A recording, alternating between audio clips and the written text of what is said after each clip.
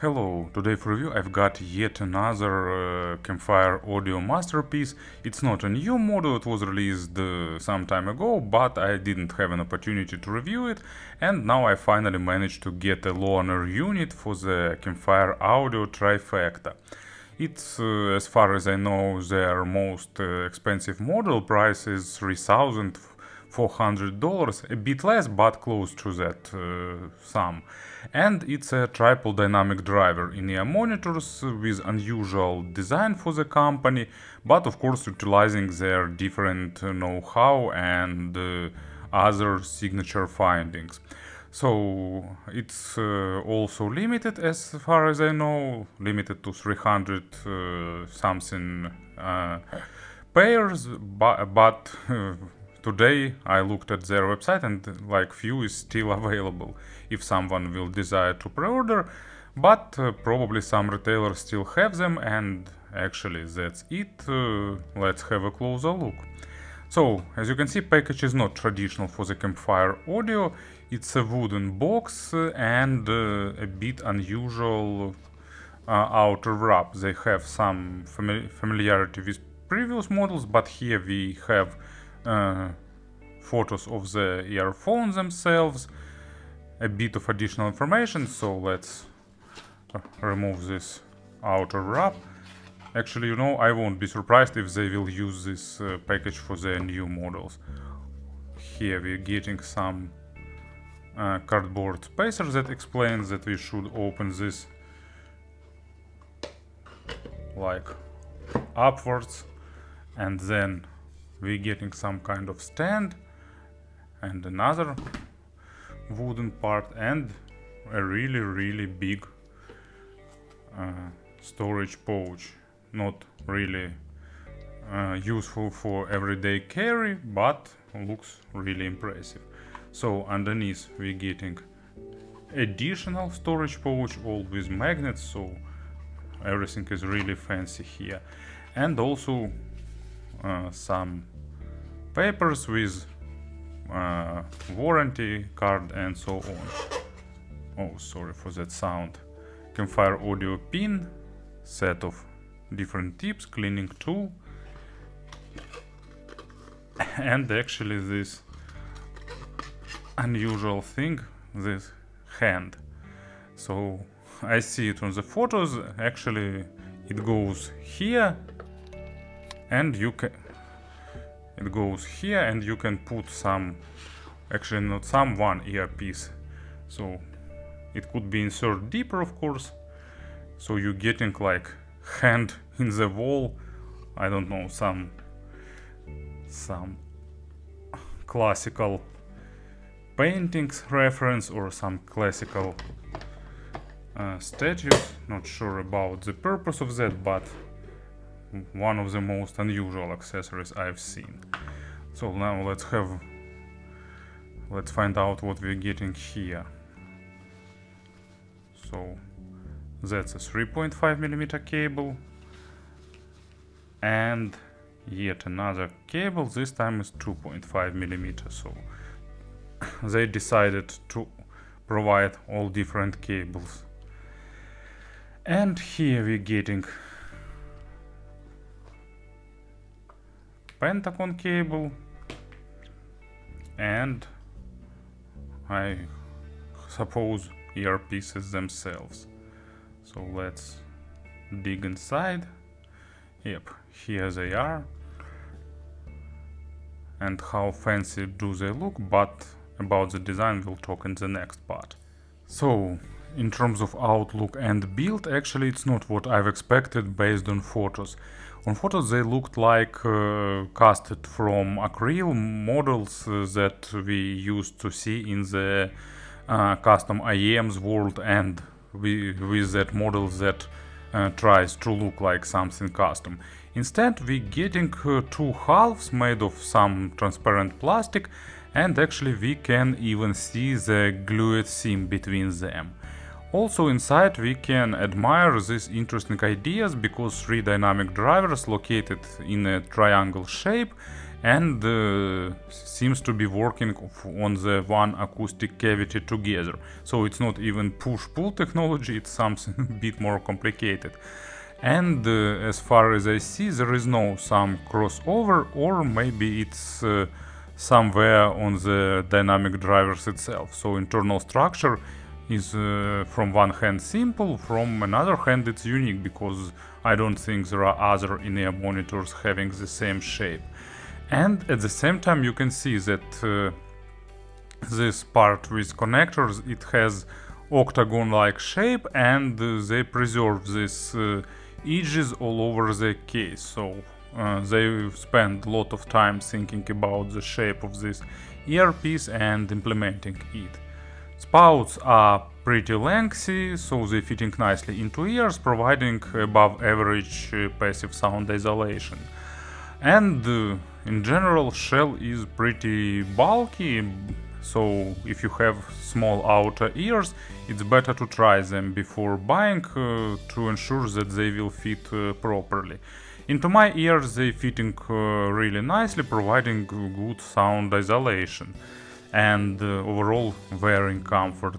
But it depends. Of course, bores are made of metal, there is a lip and protective grill. Here they decided to use the simple shape, not that complex bores that Andromedas or Solaris are famous for. In general, as you can see, it's really interesting design product, really sophisticated and unusual. But cables are made replaceable, and here Campfire Audio also decided to surprise everyone with a new unusual design. They have a sister company Elo Audio that offers different cables, but this one is pretty unique even compared to their regular creations. As you can see, they used parallel wires in the transparent soft PU shell.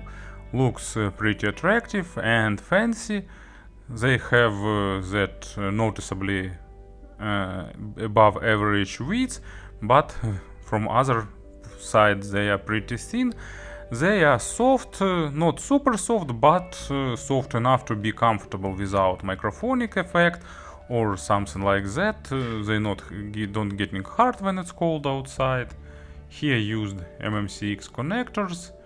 I suspect it's Campfire Audio signature beryllium plated MMCX. So this one is left and it goes here. Provides nice click and good connection. It goes down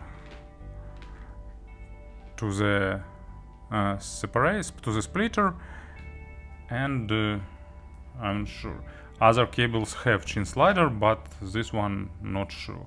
Yeah, it has chin slider, but that chin slider is docked inside this metal splitter. Looks also really fancy, especially with this gold accent.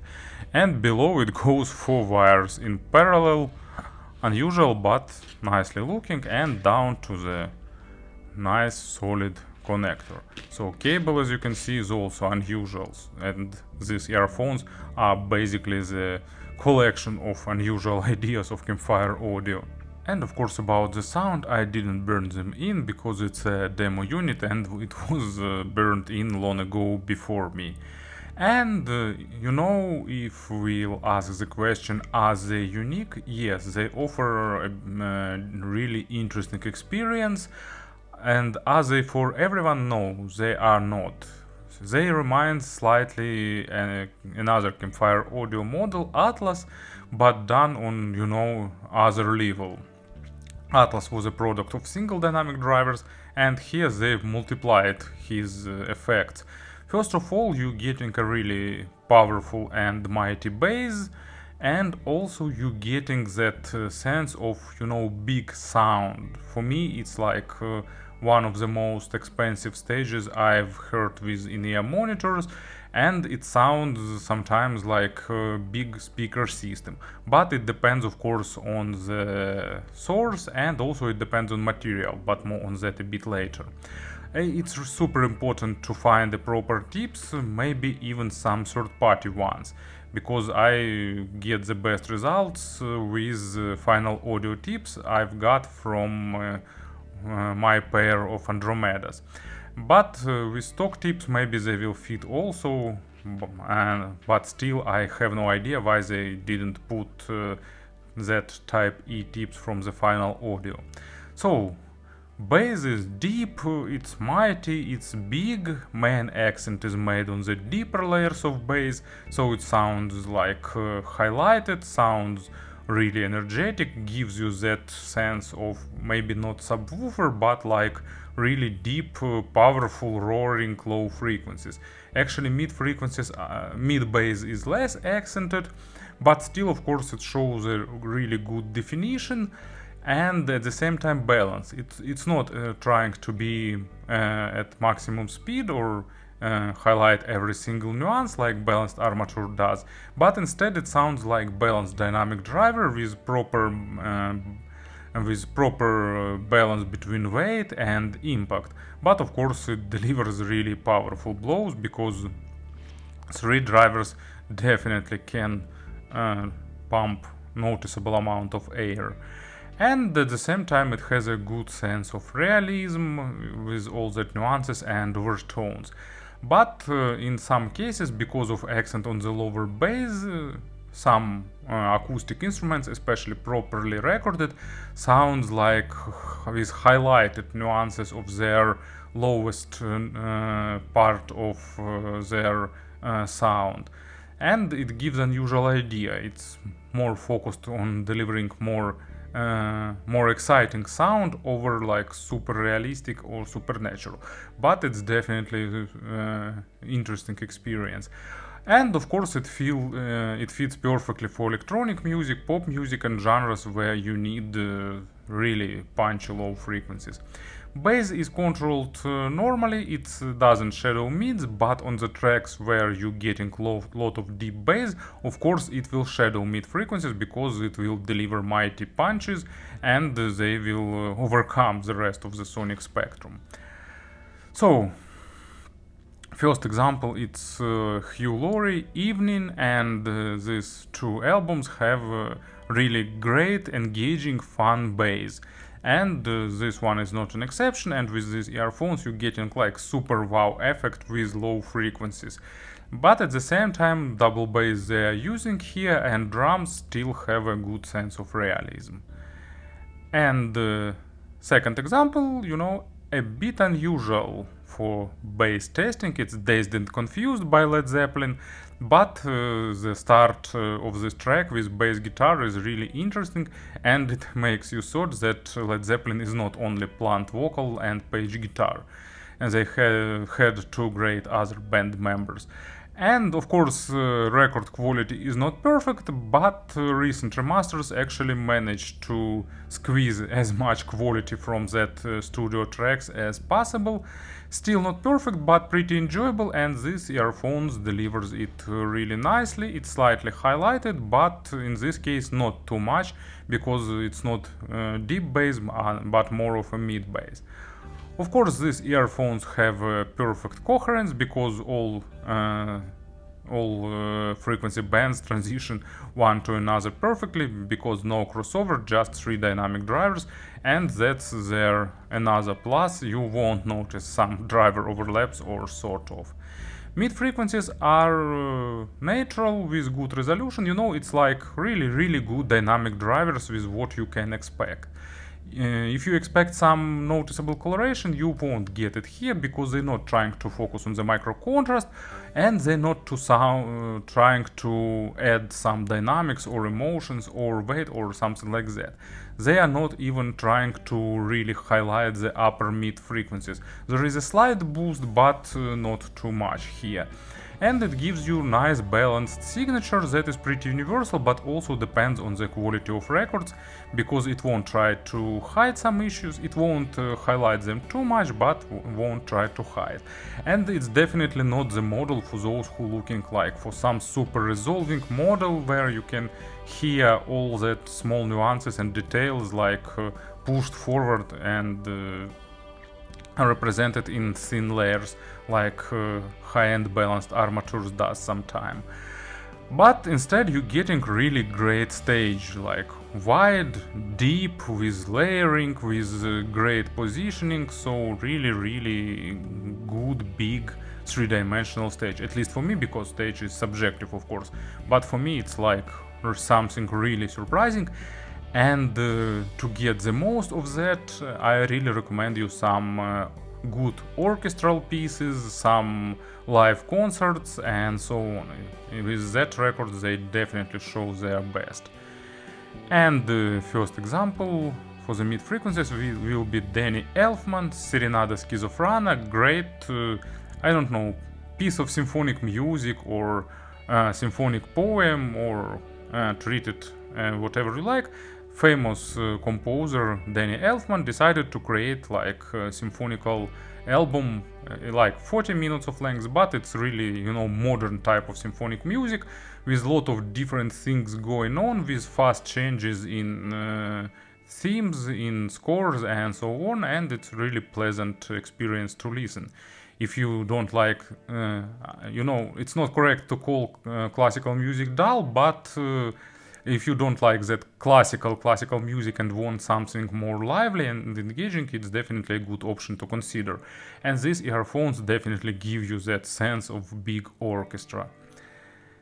And another great example, it's Louis Armstrong and Duke Ellington, Cottontail, like perfect jam of two great musicians who are just relaxing and just doing whatever they like, playing music. So and of course accompanying musicians are also really good here. And signature guitar, oh sorry, not guitar, of course, trumpet sounds great, and vocal, and with a lot of nuances and so on. Pretty pleasant, and also it gives you a bit of additional stage, so it feels like not some chamber music, but like more wider and bigger stage. And the treble is boosted to compensate low frequencies, and it's, you know, it's probably the only reasonable choice here, because without boosted treble, bass will be over dominating in general, and you get just like boomy bass and not enough of airness, and that big stage will be spoiled, and so on. So treble is accented, energetic, beat forward, nicely developed, with good extension, with nice layering and great overtone saturation, but definitely not the comfortable one. It's not too sharp for me, but you know, for people who are less used to treble or less like it, it will be like a bit harsh experience, could be. So if you're not sure about your treble sensitivity or treble tolerance, it's better to test them. But if you're okay with forward treble, it could be a great experience. Of course, like different percussions and so on will be here and nicely present. And first example, it's Porcupine Tree Moonloop from the Coma Divine live performance. As usual, for the Porcupine Tree you're getting great percussion, but for live performance they are a bit rougher than studio work. They are, from one hand, simplified a little bit because of the live record, but from another hand, to represent them fully you'll need like more refined treble with a lot of layering and good tiny overtone saturation, and this model delivers it really nicely. And another example, it's Moonspell Magdalene. You know, I liked Moonspell Wolfheart. I just bought that tape with that album randomly at local flea market. Then I bought Irreligious, which I liked less, but it still was okay. But then I bought Sin Pecado, and I was surprised, like, okay, it's some different band. It's not that Moonspell I've heard, but it appeared that it's still that Moonspell, and I started enjoying this album like 15 years after the moment of its release. Maybe not 15, but it took me a while to fully enjoy it. And Magdalene, it's like atmospheric track with a lot of different effects, with Fernando Ribeiro unusual vocal, really pleasant one, which also saturated with overtones, and he trying to do his best to highlight that, to be more emotional and more charming, engaging. And a lot of things, of course, goes to the treble area, and this model represents it really well. So, to summarize about the sound, you'll get big, expensive stage, you'll get nice, great, punchy bass, you get nice but forward treble, but at the same time you won't get comfortable treble, so it's really energetic, and you won't get that typical balanced armature focus on the nuances. And definitely you will not getting like reference or natural model, because this one is tuned to be really fun. As for comparisons, unfortunately or fortunately, I don't have any other model of this price range. Actually, I have Unique Melody Mason V3, but Mason is like the opposite of this model. They are exactly more refined, more natural, more focused on the micro contrast, so like total opposites. If you're looking for some unusual top of the line experience, you can try Campfire Audio Trifecta, but you need to keep in mind that this is a model tuned to deliver a really fun sound. Thank you for listening, thank you for your attention, and of course forgot to mention that they require really good high-end source, but it's like obvious, so see you in next reviews.